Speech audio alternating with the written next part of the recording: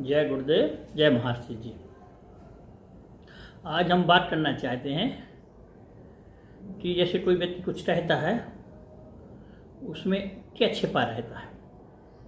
तो एक चिड़िया थी, वो अपने घोंसले में उसने अंडे दिए, वो उसके अंडे बच्चे हो गए थे कुछ दिनों बाद।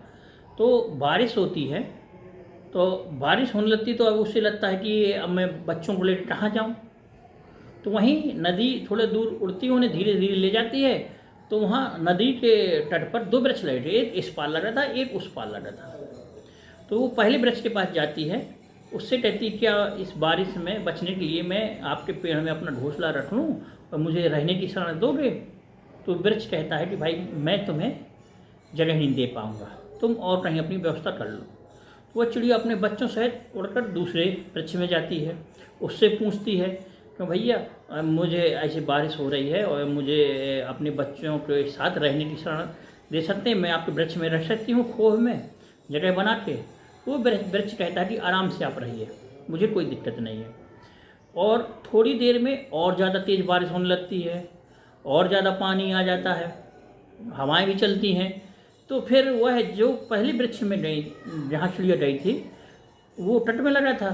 तो वह वृक्ष बाढ़ की वजह से वो वृक्ष बहने लगता है, उखड़ के वृक्ष बहने लगा। तो चिड़िया कहती है वहीं से बैठे बैठे, देखो तुमने मुझे शरण नहीं दी और इसलिए तुम जड़ सहित बहने लगे, तुम अपने आप को नहीं बचा सके।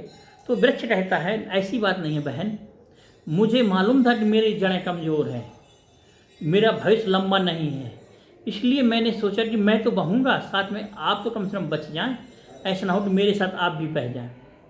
तो कहानी का तात्पर्य यह है कि कोई व्यक्ति से हम कुछ अपेक्षा रखते हैं और वह अपेक्षा अपनी पूरी नहीं व्यक्ति करता, वो किस व्यवस्था में, किस हिसाब से वो सोच समझ कर अपन को उत्तर देता है, क्या जवाब देता है, क्या प्रतिक्रिया करता है, उसका हमें मालूम नहीं रहता है।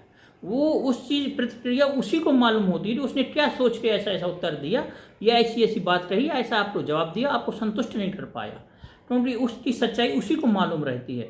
तो हमें भी किसी चीज़ में तुरंत ही फैसला नहीं लेना चाहिए, उसकी क्रिया प्रतिक्रिया नहीं करना चाहिए, थोड़ा धीरज रखना चाहिए और समय स्थिति अनुरूप अब स्वयं मालूम पड़ जाए कि ऐसी क्या बात थी, किस वजह से उसने हमें ऐसा कहा था। तो थोड़ा समय को परखिए और धैर्यवान बनिए।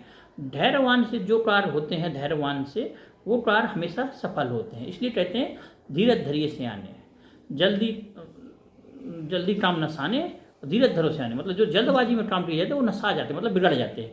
जो धैर्यपूर्वक धीरज धर के काम किया जाता है वो अच्छी तरह होते हैं, सफलता होते हैं। इसलिए हमें किसी के उत्तर में उसको समझना चाहिए कि वो व्यक्ति हमें उत्तर दे रहा है या हमें मना कर रहा है, तो कोई ना कोई उसकी मजबूरी या कुछ ना कुछ उसकी ऐसी परिस्थिति हो रही जिस वजह से उसने हमें ऐसा कहा। तुरंत हमें उस पर नेगेटिव नहीं सोच लेना चाहिए, थोड़ा पॉजिटिव भी सोचना चाहिए। जय गुरुदेव, जय महर्षि जी।